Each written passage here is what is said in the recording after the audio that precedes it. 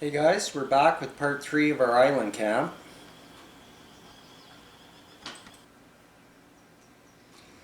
So this is one of my favorite episodes. I like the exploring of Big Island, which I thought was pretty cool. We had some different weather patterns and stuff roll through that you guys will see. So starting off the morning pretty well, like always, show random B-roll shots and stuff like that.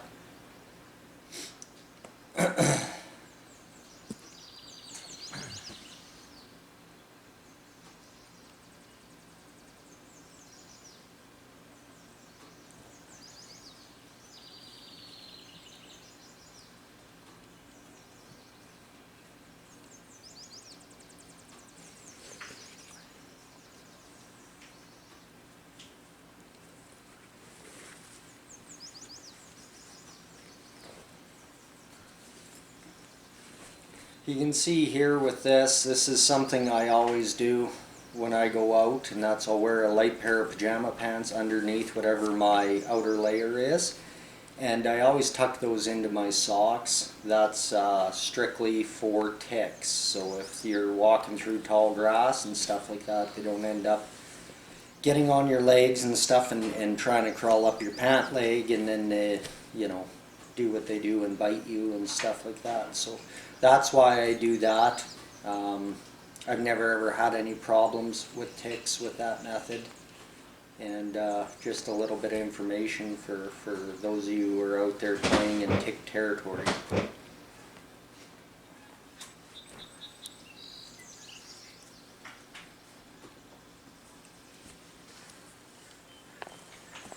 Again, I chose to use the rubber boots on this camp.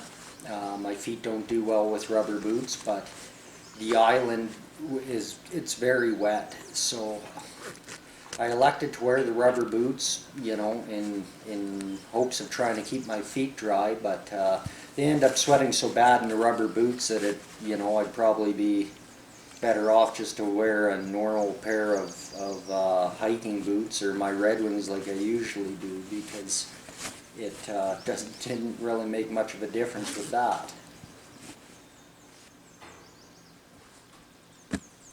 My moccasins were brought along just so I had something else to put on when I was in camp. I'm on a bit of a higher spot there, so it's not as wet as it is around the island. But they were brought so I could change out of my rubber boots and give my feet a chance to dry out.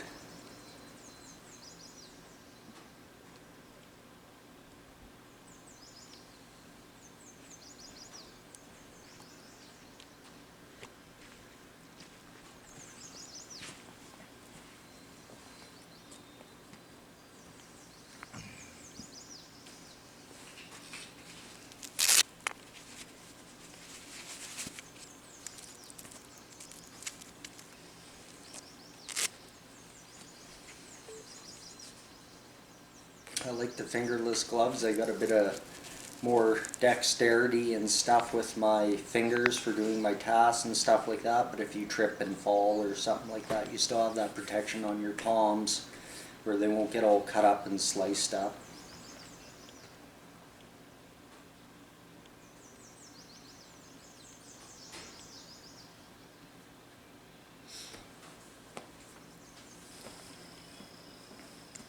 This was my favorite part of the whole camp, was going to explore the island like this. I found it very enjoyable and very surprising, to be 100% honest with you, how much camps and various things I found when I was out here.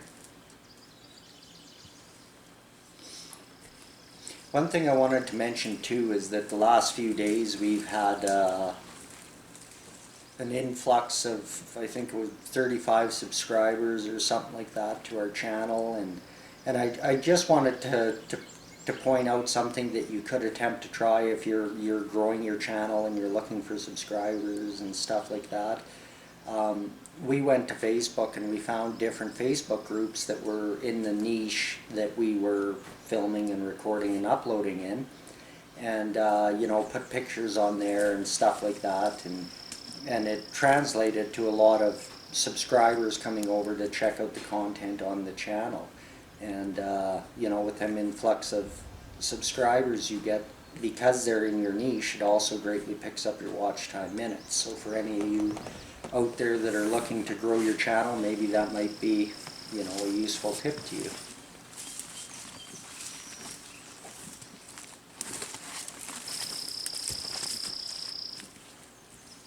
It's way better over on this side of the island in terms of the understory and the shrubs and the growth coming up. It's a lot easier to walk and explore over on this north end. As you head south, it gets quite full of thorns and brambles, and a lot harder to walk through there and to find a suitable camping location, which is why we ended up over here on the north side.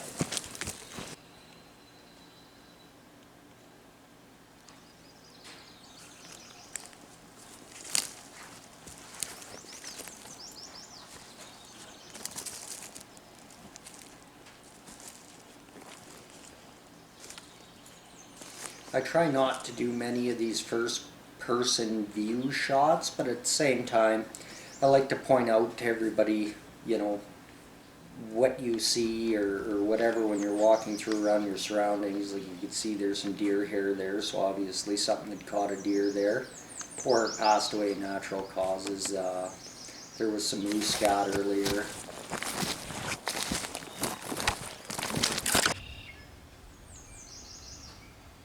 This is the first camp we find. You can see they're right in the middle of the screen. So this one actually, I'm pretty well at the northwest tip. There's only a few hundred yards between me and the end of the island. And this camp was actually at the very, very north end of the island.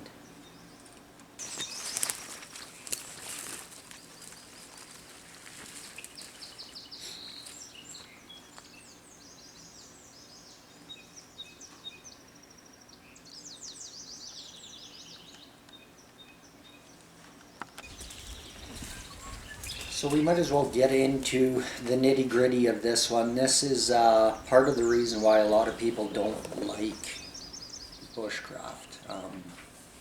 So these individuals chose to go out here and make this kind of camp, and as you can see, they left everything from tools and steel, sheet metal, tables, tarps.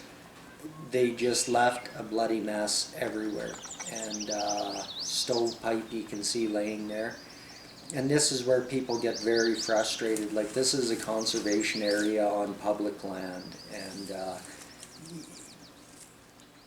it's, in my opinion, if you want to play like this, you should do it on private land, not out on an island like this, where now that's going to be a nightmare to try to clean that up.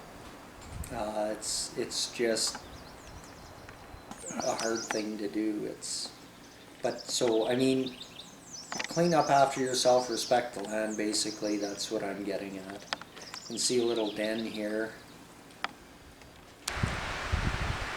Weather's starting to change quite rapidly now. This is something that, when you go to the inner part of the island, all of a sudden the weather's on you, whereas when you're close to the shore you can see it rolling away, you know, for miles away before it gets to you. The camera doesn't really do it justice, but it's starting to rain quite hard at this point in time.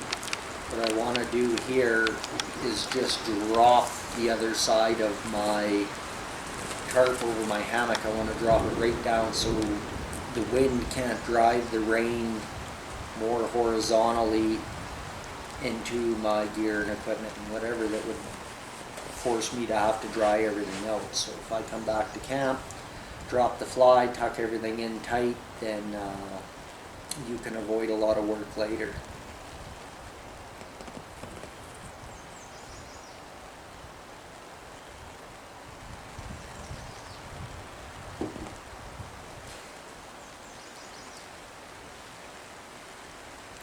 So rolling up the excess cordage there so the guy doesn't end up tripping and falling on his face.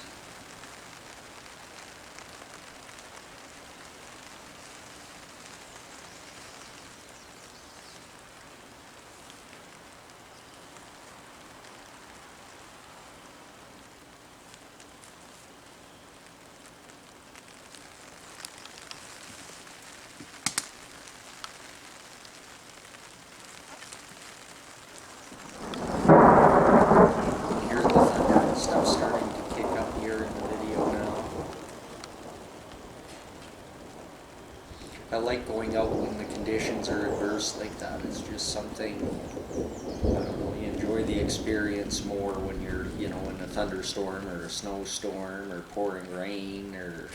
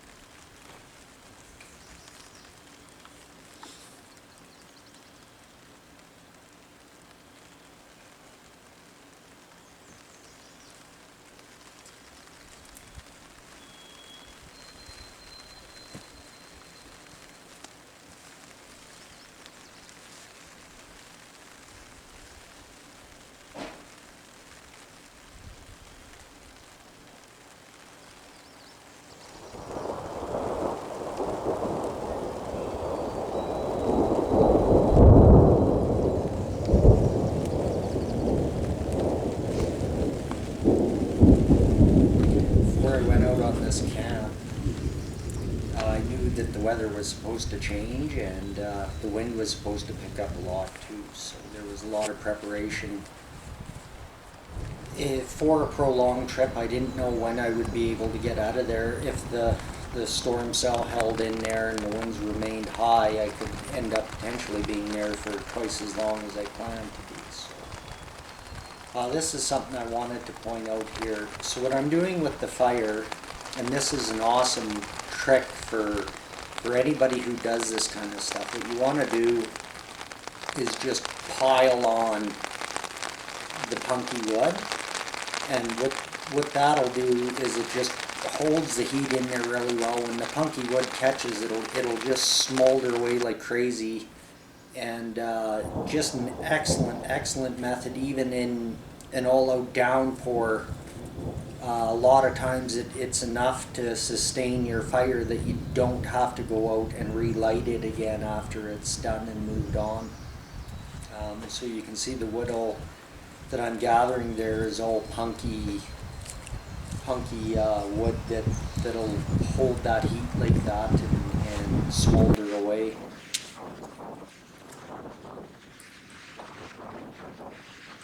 Trying to demonstrate there that it is punky wood without talking.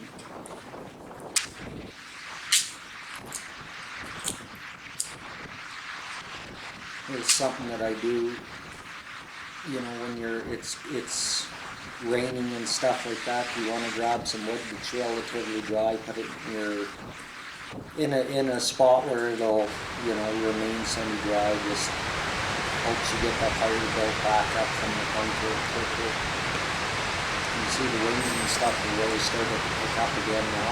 I had a lot of trouble with the audio during this whole series and even videos before it with the wind. I don't have a good wind mic on my good camera, so it makes filming very challenging and hard to get some different camera angles and stuff.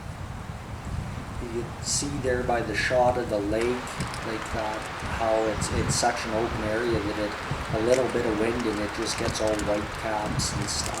And I don't have the experience with the watercraft, canoeing, kayaking, and stuff like that. So when the water is like that, basically I don't go on it because I have to play within my skill level, right? There's the number one rule about doing any of this stuff remotely is you just don't take chances. There's always going to be a time where you'll get to do what you need to do, so you don't chance it when things are bad. So just showing now with the weather let up how the fire is still puffing away really good there, and it was more than adequate to protect the fire and maintain the heat there.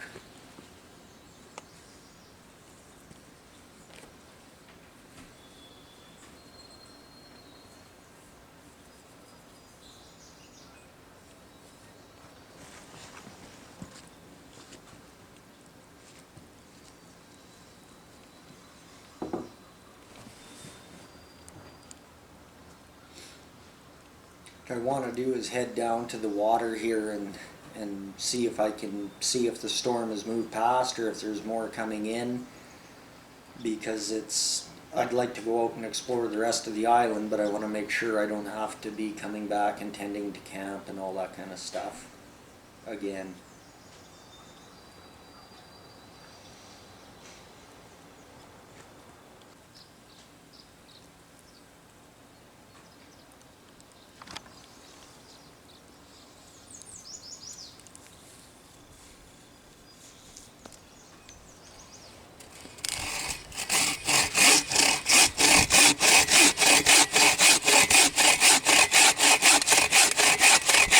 Saw is the Boreal 21.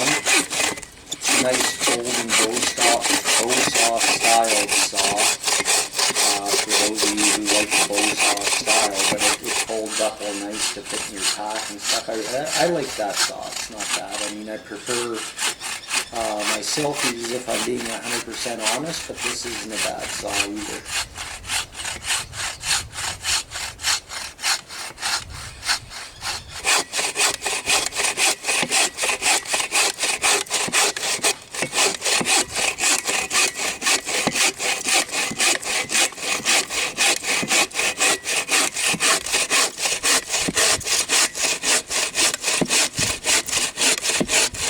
Wood is actually very dense for softwood. It's extremely dense.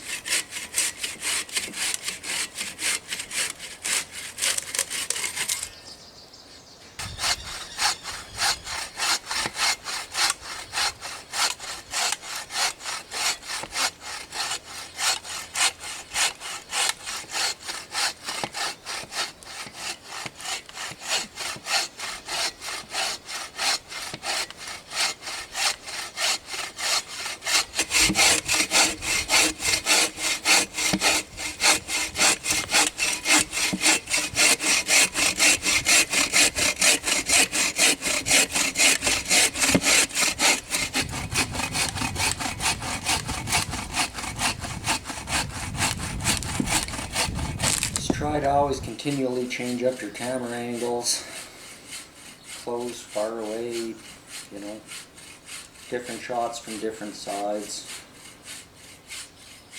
There's a really beautiful area there. I like shots like this where you see all the moss covered logs and stuff, a bit of the understory.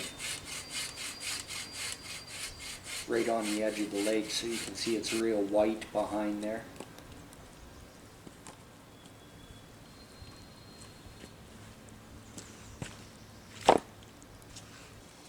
Lots of repetition to this stuff, like I mean with the cutting the firewood and the splitting. This is video 3 already and you've seen me do it every video, but I try to do it a different way every time so that it takes a bit of the monotony away from it. So again, with this technique, with me being down on my knees and splitting it the way that I am, that's just for safety, right? You do it like that, and then if your axe glances off the log one way or another for whatever reason, it'll bury itself into the dirt instead of burying it into you.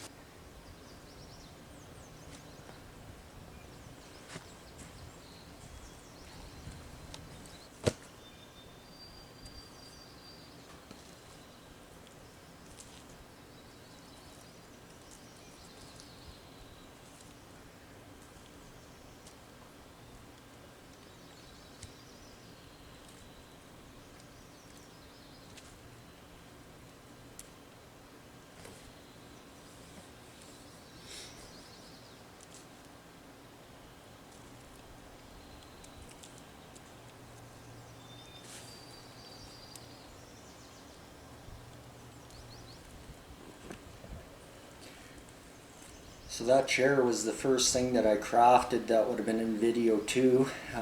Part 1, we just come out to the island and set up, was basically the whole video, and then with video too. We crafted the chair and did a bit of fishing and stuff like that.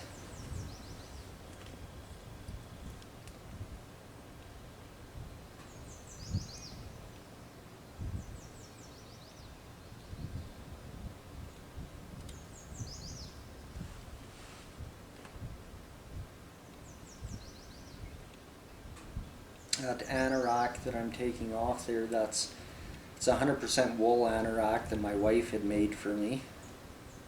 I pretty well wore that in, I'd say, almost every single video since she made it. I really like the anorak, and that's my top outer layer that I use almost all the time. Even in spring and summer camps, I'll often take that for the chillier mornings, and the wool retains a lot of heat even after it's wet, so that's a big plus too, even if it's, you know, spring, summer, or fall. Now we get to go back out here exploring again. We didn't get to do much before the weather moved in, so this is heading back out and you know, seeing what else there is to discover on the island. I only got to explore about a third of it in the time I was out there, so there's still plenty to explore, and I will go back in the future and take a look at the rest of the island. I was so pleased with what I found on the little bit I did explore that it was just so interesting to me, all the stuff I discovered. So I would definitely like to have the opportunity to go back and find more. When I'm doing these exploration videos like this, there's a lot of walking, right? You see me walk this way, walk that way, and keep in mind all that's multiplied by 2 because you're moving the camera this way, that way, and going back to get it, all that kind of stuff. But I'm trying to film it in such a way that it's interesting, like showing this stump with some fungus on there and squirrel seeds and stepping on logs, anything different, right? It all takes time to get all these little shots, but you want to make it interesting for everybody who watches too, that they might share in your excitement and hold their attention long enough for you to get to the things that you find when you're looking around. So this is another bushcraft camp that we're coming up to here, and I just love finding this kind of stuff, you know. It shows that somebody was out here practicing their skills long ago. The only thing I don't like about this camp is the tying of cordage that you can see there to living trees and then leaving it. And you can see how the tree has grew around that paracord. There are other ways you can achieve that. You can use a Y stick and stuff to hold your ridge pole and have it lean against the tree so that helps sustain some of the weight. And that way, if you choose to leave your shelter, you know, and years pass or years go by like this, the tree doesn't grow around that paracord like that. That's not, you can see here is another spot where they had tied to the tree, and that's just poor practice, right? You don't want to leave that stuff in that manner like that. If you leave cordage or anything like that behind, do it on dead wood. Don't do it on living trees, because it cuts into the tree like that. As the tree grows, it'll swallow right around that. So that was another little bushcraft camp from years and years ago. That was pretty cool. I was happy to find that. And I'll admit I was a little shocked. The one at the north end of the island with all the garbage and the neglect that was going on there, I thought, oh, okay, yeah, this is typical. This is whatever. Somebody come out here ice fishing, something similar, decided to make this little shack out here and then was too lazy to deal with it. That's something you find often now. But the actual bushcraft camps like this that I was finding back in the inner island was unexpected. I did not expect it, and it was, honestly, it was nice to see. I liked it. This, at first glance, I thought was a a battery, that somebody had left a 12-volt car battery out there or something, and I zoomed in on it and I seen that geocache, and I thought, huh, I didn't know anybody geocached out here, but I guess they do. You could see on the box it said rat route on there. Now I don't know if that's got any correlation or is related in any way to the rat route rendezvous that they have for Bushcraft, but if somebody knows, leave it down in the comments. I wasn't out here geocaching, this was just a chance discovery. And since then I actually looked into it a little bit, and on this lake I believe there's 11 or 15 islands, and a lot of the islands actually have geocaches on them. So we talked about it as a family, maybe going geocaching in the summer or something, and going around and trying to find these different geocaches like this, and maybe have it a bit of an adventure where we would film it and go over it. So this is just some of the contents I'm kind of piling through for the geocache. Obviously I didn't leave anything in the geocache, so I didn't take anything out of it, but I thought it was neat to show, and if there was anybody locally who is watching this video, or anybody who does geocache, that, you know, it would be something cool, you know, as I'm flipping through the pages of everybody who left their name and stuff on the paper that had previously found this geocache, that it would be a bit of excitement if they seen their name showed on there, or their call sign, or whatever you call it when you're geocaching.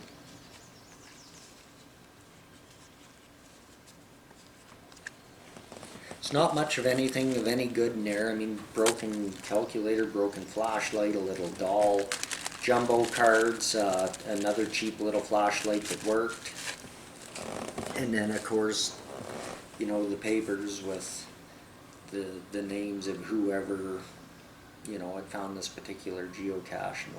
And this thing's been out there for years. It was very surprising to me how long it had been there, and it was also very surprisingly how recent people had went there as well. So you can see some of the dates for 2012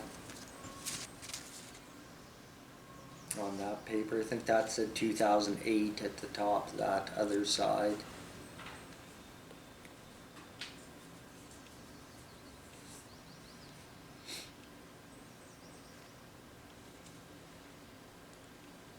(2011).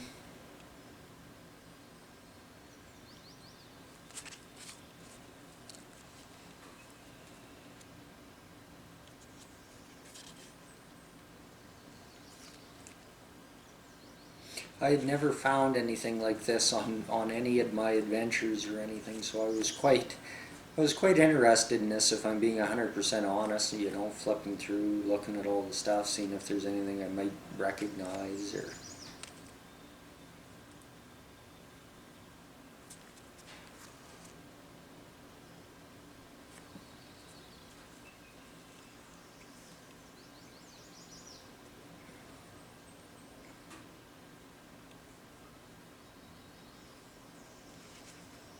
And they actually had this thing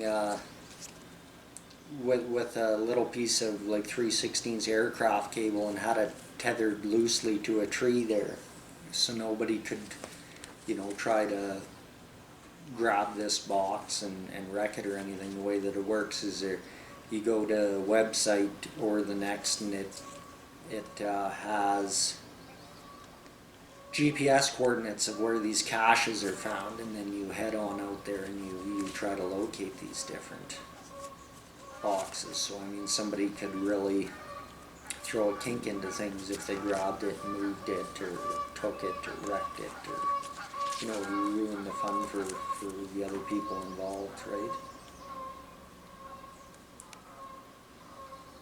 Might be a bit of bad editing on my part here, spending so much time going through this contents, and I should have probably edited a lot more of this out than I did, but again, I thought it was really cool. So I mean, if I think something is really neat, I want to share that with everybody. So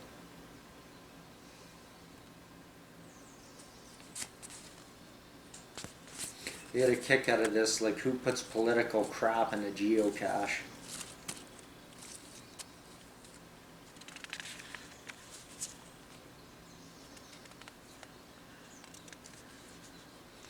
This piece of paper I was actually really happy to find because I was wondering how would I have any form of something to explain what is going on here for people who don't know. And then I found that paper. Because it's a silent film, I couldn't just talk about it, right? But I found that paper, so I thought that's awesome. I can hold that up, and anybody who's like, what is going on with this, they can pause it on that particular frame and read what geocaching is all about, what you do if you find a geocache and you're not really geocaching, and so on and so forth. So I wanted to take the time to make sure that I found and showed that everything that I took out of the box I put back in it. I thought that was pretty important for the people that actually know what geocache is and how it works and whatever, that I wasn't trying to mess with the game or anything of that sort.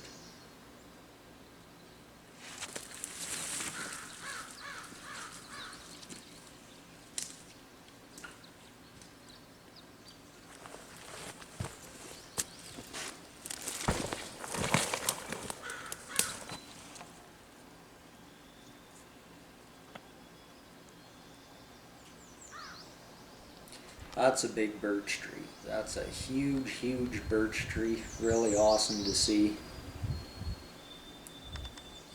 It's the simple things in nature that keep you going back out there, you know. I think, in my opinion anyways, that's why I like to do it. I like to just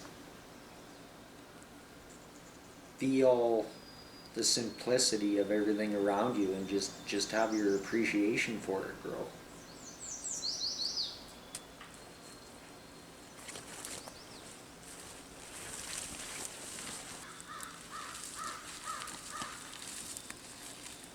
So far we found 2 camps and a geocache, which is pretty good, and there's still more to come. So here's another bushcraft shelter. Now what I'm filming here, you see all that standing water there. When I originally set out to explore, when you look at the GPS maps and stuff, they show that there's another lake in the center of the island. In actuality, it's not another lake. It's basically a low spot where the chip lake itself kind of comes in there, because it's a low swampy area basically of the island. So it's not another lake like the Google Maps and stuff leads you to believe. It is just simply a low swampy area. You can see there how that all comes in there. And somebody had chose to set up their little bushcraft camp right on the edge here. Finding all these simple, small camps like this and shelters makes me wonder if somebody like Carmat Wilderness Ways didn't have a course or something here on this island where they would take the students out and, you know, maybe leave them there for a night or you know, a couple days or something like that to practice whatever it is that they may have learned at that particular course that they attended.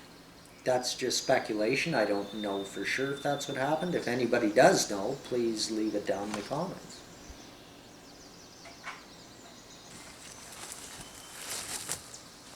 You can see the vegetation's getting a lot thicker as we move south. It's a lot more brambles, a lot more thorns.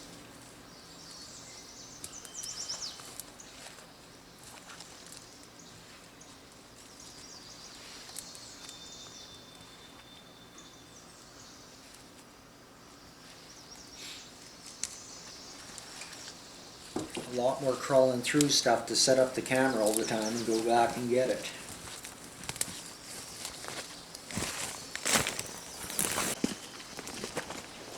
This is a good find here. Now it's important to point this out too. So I'm out on an island. It took me roughly an hour and a half to row there. These mushrooms I'm sure are edible. However, I usually go through a 3-stage process with mushrooms. You know, I find them myself, I ID them, I go to the internet and I get more confirmation from the internet, and then I look through my mushroom books. And if all of those things point to go and I'm happy with my self-ID, I'm happy with the books most of all, and I look into things like poisonous lookalikes, yada yada yada, regardless of what kind of mushroom it is. And you know, I go to the internet and I get confirmation, you know what I mean, then if everybody IDs it that this is what this mushroom is, and I ID it, that's what that mushroom is, before I have the influence of the internet, then I will consume it. But when I'm out on the camp removed like this, I just don't take the chance. For one, I don't have my book. I didn't bring my books with me, so that kind of rules that out, right? And if I can't get an ID through them books on top of what I believe they are, then I just won't do it, because it's not worth it. I'm too far away if I happen to make a false ID. So again, that's just a bit of a safety thing, right?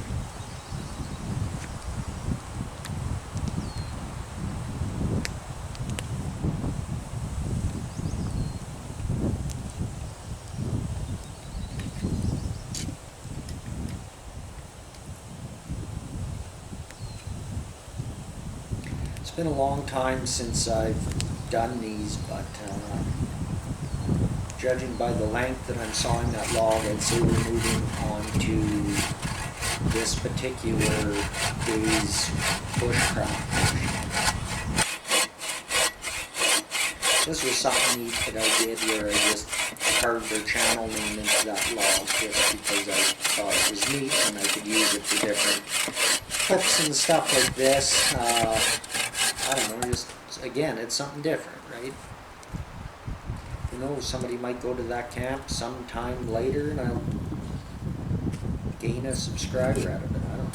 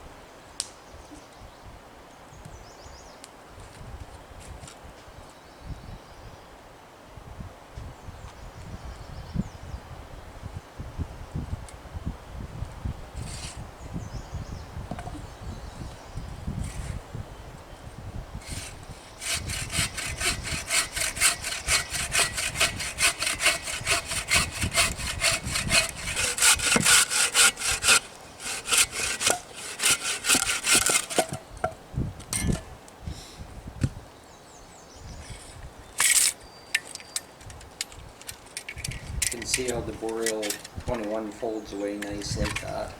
Really is a great little saw.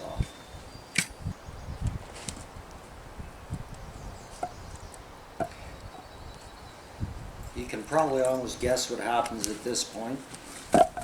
Cut the wood, split the wood, haul the wood. It's almost the same thing over and over and over.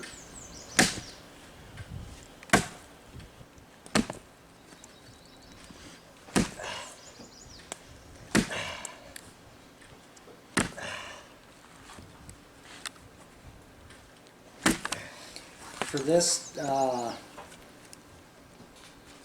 particular little camp, there are two things I tried to focus on. One, I wanted everything to be very tight together. So I wanted like my table to be accessible from the chair. You haven't seen it at this point in time because it doesn't happen until the next video, but I made an elevated fire stand that was up off the ground so I could cook and everything on it, and I had noticed that there was a root down on the ground where I had my fire, and I didn't want to damage the root system for them trees there, so I decided to make the elevated stand so I could have the fire up off the ground and not damage them roots. And so everything I made tight there, right? The fire stand, the chair, and the table, like it was all that you could sit in that one spot and you could be cooking up here on your fire stand, and you could have all your cooking equipment and whatever set up on the table over here, and you could access everything without getting up and waddling around to go get it. Why I did that? Two reasons. If you get up and you have to go get something, there's like 3 more camera angles, right? Whereas if I could just focus on rotating my camera angles around that tightly cluttered little area, I could get whatever I'm doing, no matter what it was I was doing, kind of all encapsulated in them same angles. And the other part to take note of is that the bushcraft building that I did here with this particular little camp, I did a lot of split wood. Now the reason I did this is because I had other videos in the works for our wild camping location where we built a big, basically just a big bushcraft camp. So we've got everything there, you know, the whole lean-to kind of styled shelter there with the log bed and you know, a dirt roof and the, you know, shelves, elevated fire stand, ovens, fire pits, benches, chairs, tables, you name it, it's all there.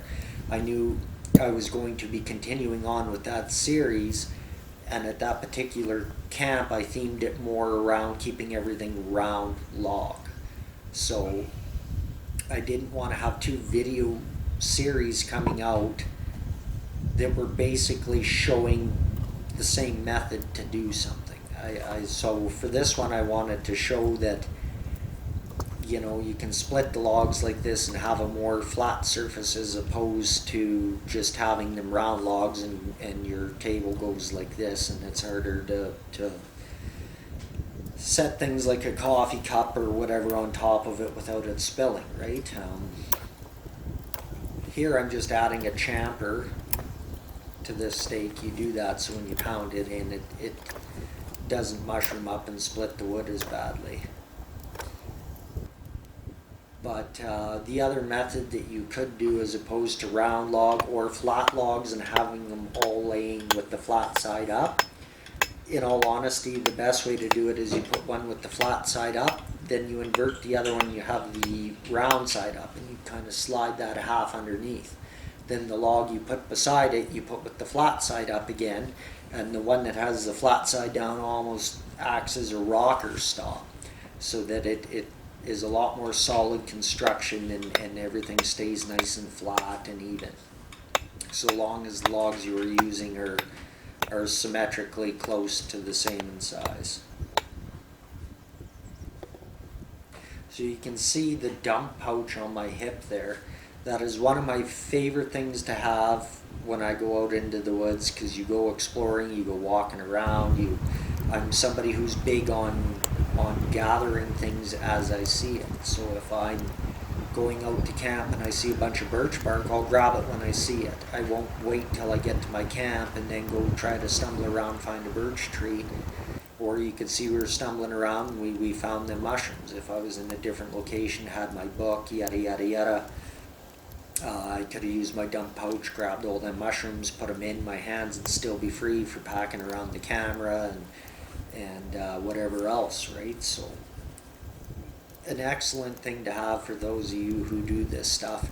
Honestly, grab yourself a dump bag. You will not regret it. It's a little unfortunate here. You'll see in this video that sometimes when you have your dump pouch on, you need to be a bit more mindful of it.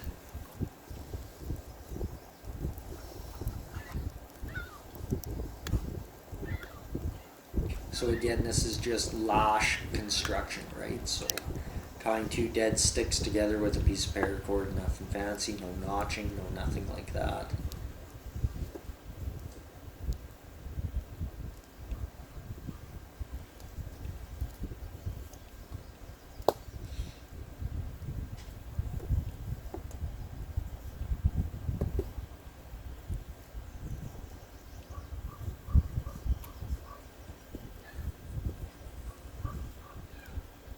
You can see with this method you can get the table a lot flatter. Sometimes you got to be choosy with how, you know, what ends of your log you have where, depending which side of the table you're going to be on most often, right? You can take time and use your axe and shave them things nice and perfectly flat if you choose, but again, it's all about time versus what you get out of it, and I didn't feel it necessary in any regard, to be 100% honest.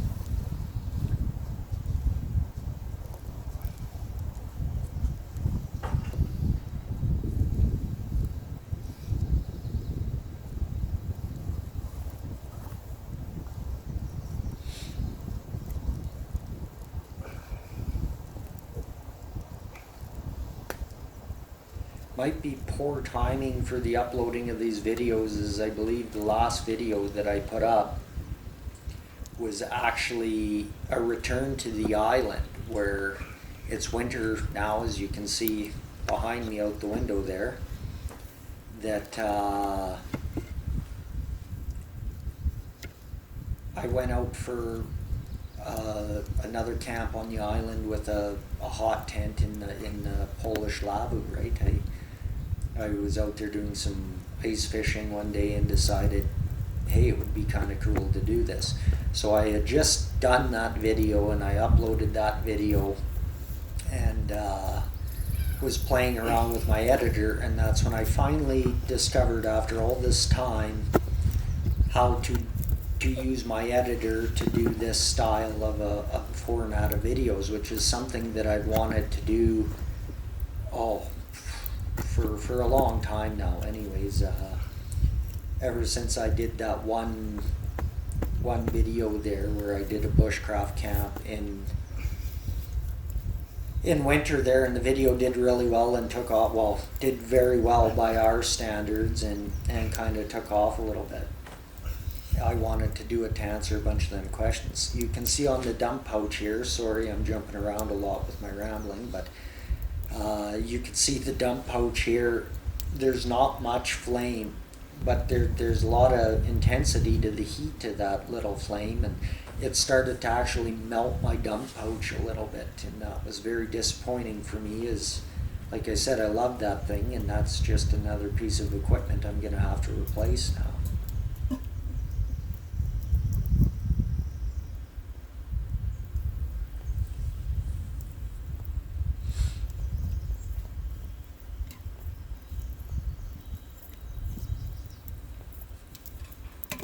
So again, this is the benefit of taking the time to craft these little tables and stuff, so I can pack a bunch of these items out here that I brought, and I can leave them sit out there, and if it rains or whatever, it's not a big deal.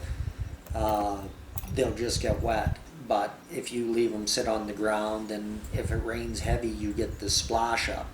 So the rain hits the ground and it splashes everything and makes it all dirty, and it's just a pain in the butt, and you got to clean it every time. So again, you see I pick through here when I do these crafts. I get all these chips and bits of debris and log shavings and stuff. That's the benefit of bushcraft. That's what's nice about it. Now you can utilize all them different chips and shavings and stuff for your fire or your biomass stove. I really like with bushcraft how things all roll together like that.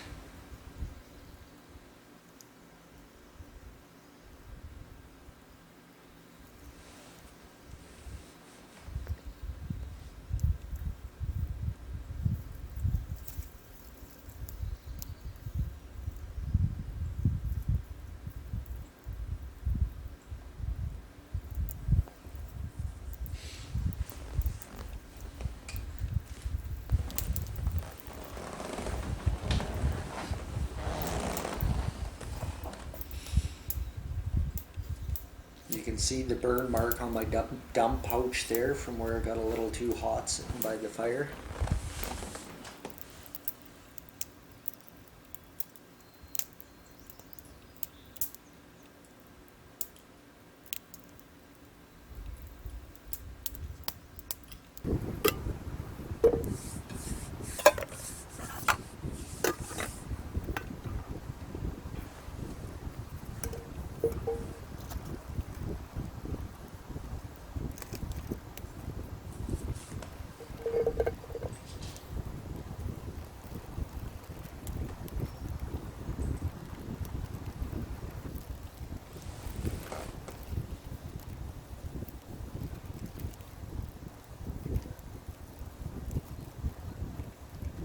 So again, them are carrots from the garden.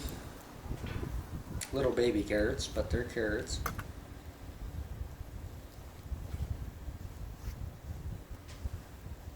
If you plant them too thick, then they don't really mature when they grow, because they're in there so thick you end up with a zillion little tiny carrots.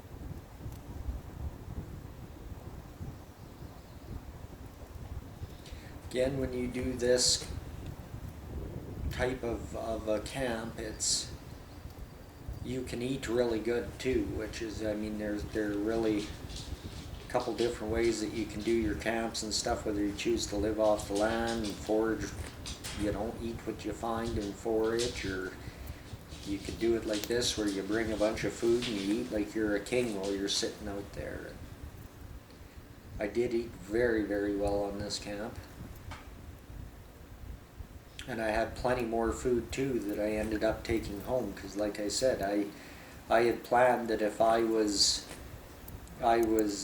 stuck out there, I could stay there for twice as long as I had originally planned to be there before I would have to, you know, move on to the foraging and stuff like that, which I really, you know, I would have to be in a desperate situation to do that here, as it is a conservation area, and I wanted to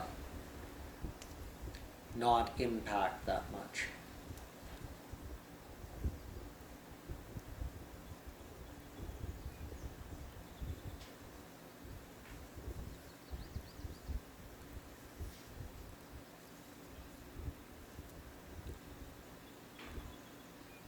So again, we kept it tight, right? Like you could see, you just sit on your chair there and you work off your table.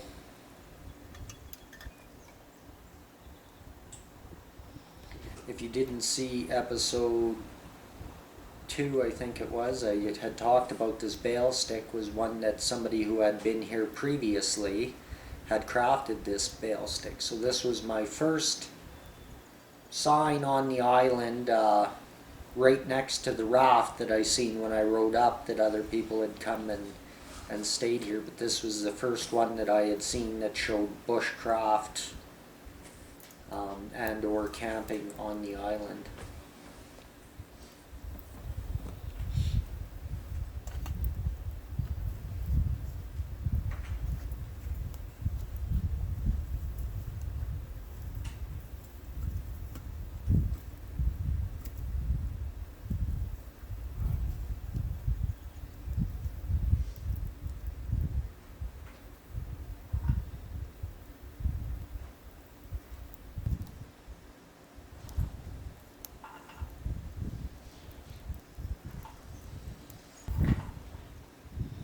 Again, steak right on the coals. There are a lot of people who say that you shouldn't do it like that if you're burning softwood, that softwood makes the meat taste horrible and that you should just use hardwood. Honestly, I've done both and I don't notice a difference in either capacity, so I don't know, each their own. try it yourself and you be the judge. Let me know if you think it makes a difference.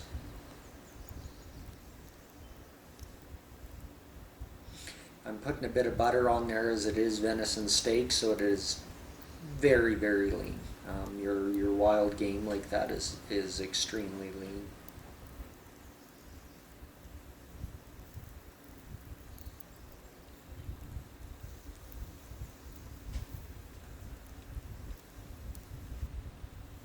So you can see the huge heaping plate full of food again. It seems like it's always one extreme or the next with our channel. Either you're, trying to get by eating a squirrel for however long, or you've got a great big massive meal like that.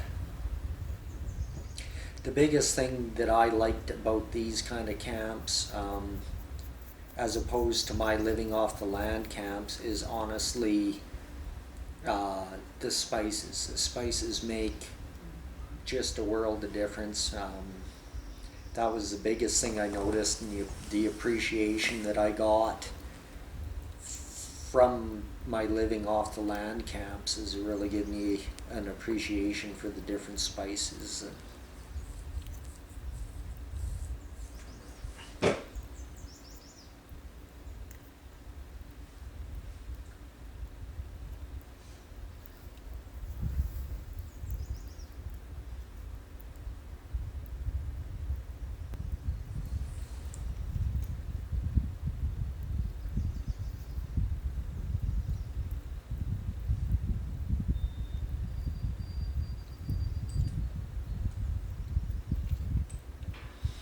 You love the sounds of the birds and stuff there too. I know there's a lot of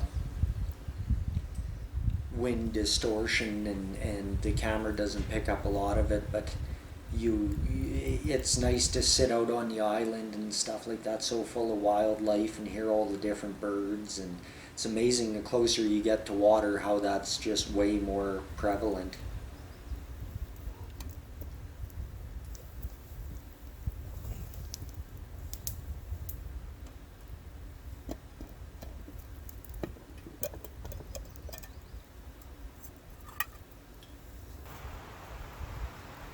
Back to the daily chores, doing dishes and cleaning your pots and stuff after you use them. I'm lucky here for this particular camp, which is something I should have brought up back in episode 1.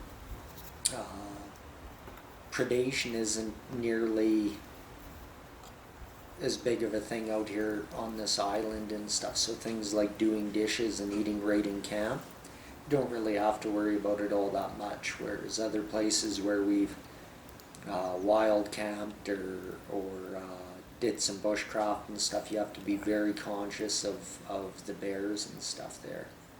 We had one particular camp where we were staying there, and I knew there were black bears in the area, but I wasn't too gravely concerned, and then the next morning we seen a grizzly bear rolling through. So I mean, that kind of opens your eyes and makes you realize that you got to take precautions. And on that particular camp, I had the whole family with me, so that changes the severity of the situation greatly. It's one thing to take the risk yourself, but you're responsible for protecting your kids, and you should never put them in a situation that could be life-threatening.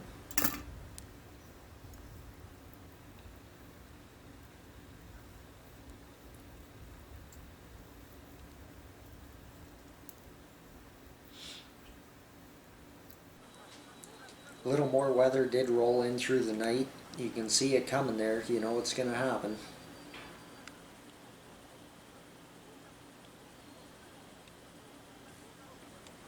We had some very beautiful pictures of the sunset and stuff too on this island. It was just honestly magical being out here.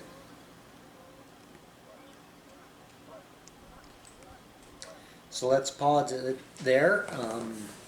Thank you guys for joining me and watching part 3 of our Island Camp series.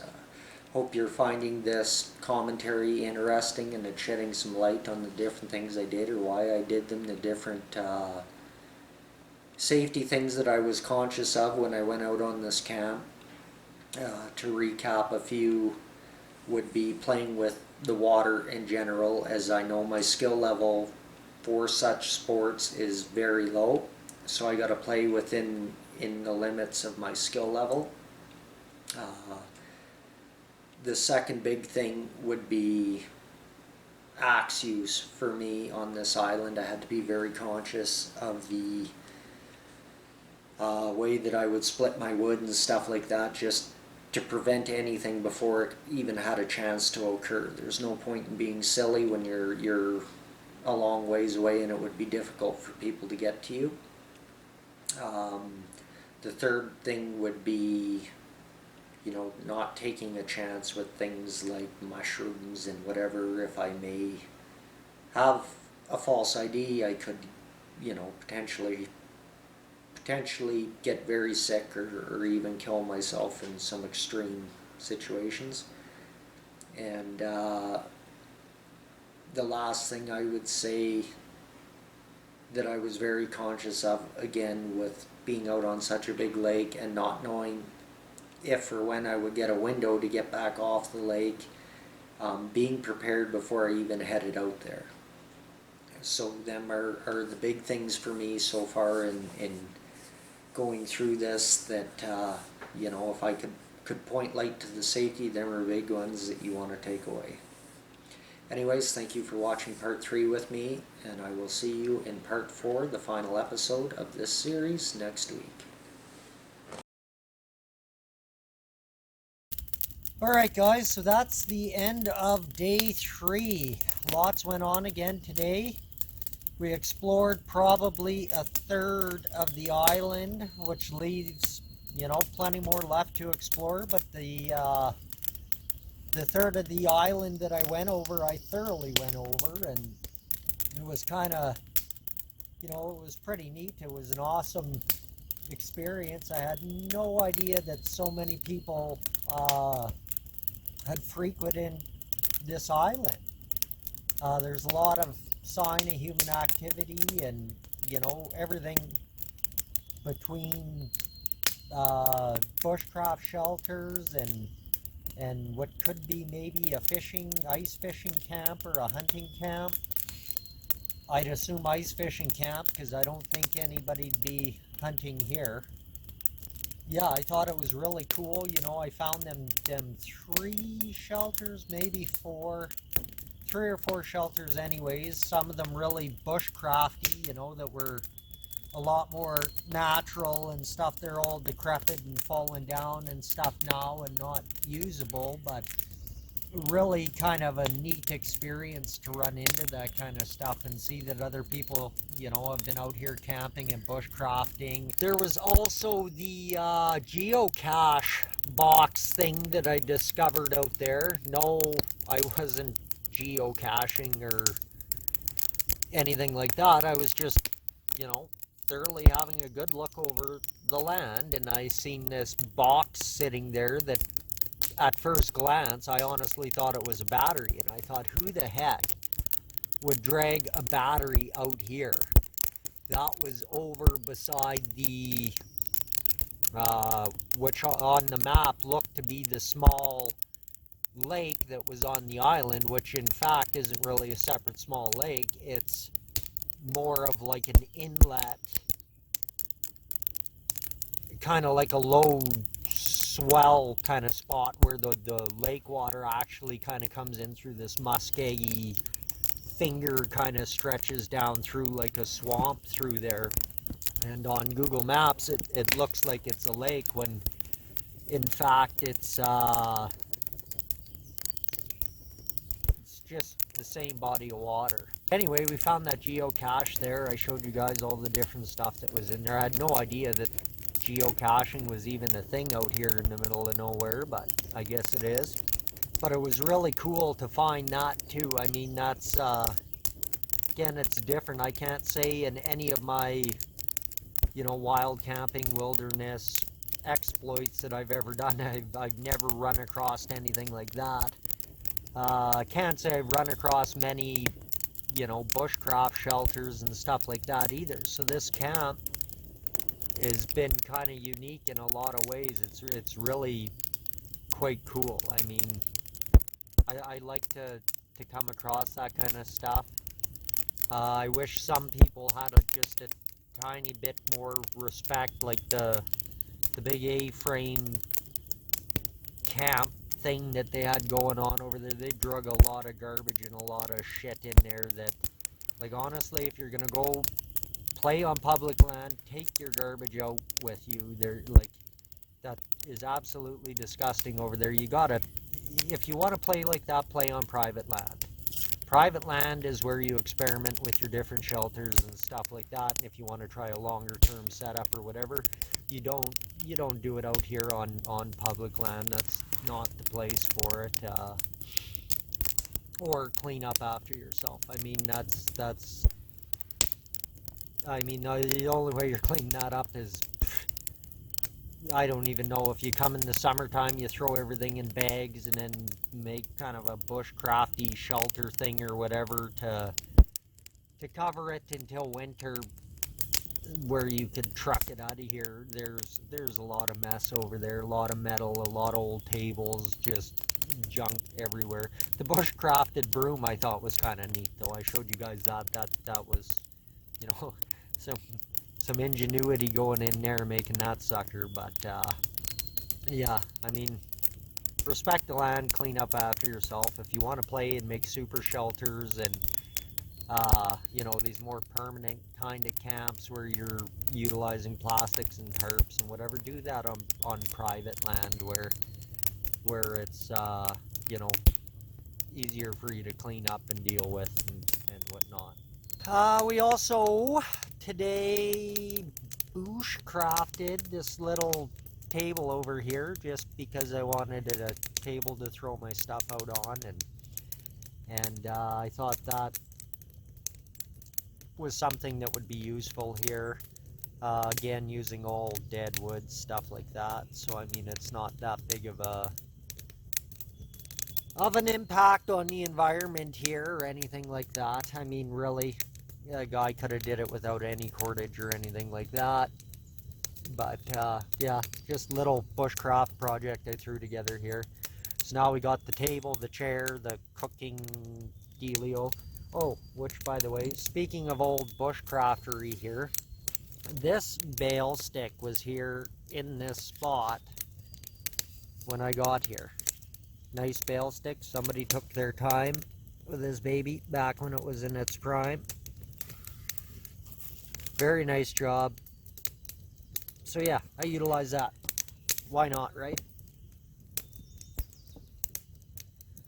And that pretty well sums it up. I mean, that's what we did today. We explored the island, we cooked supper, and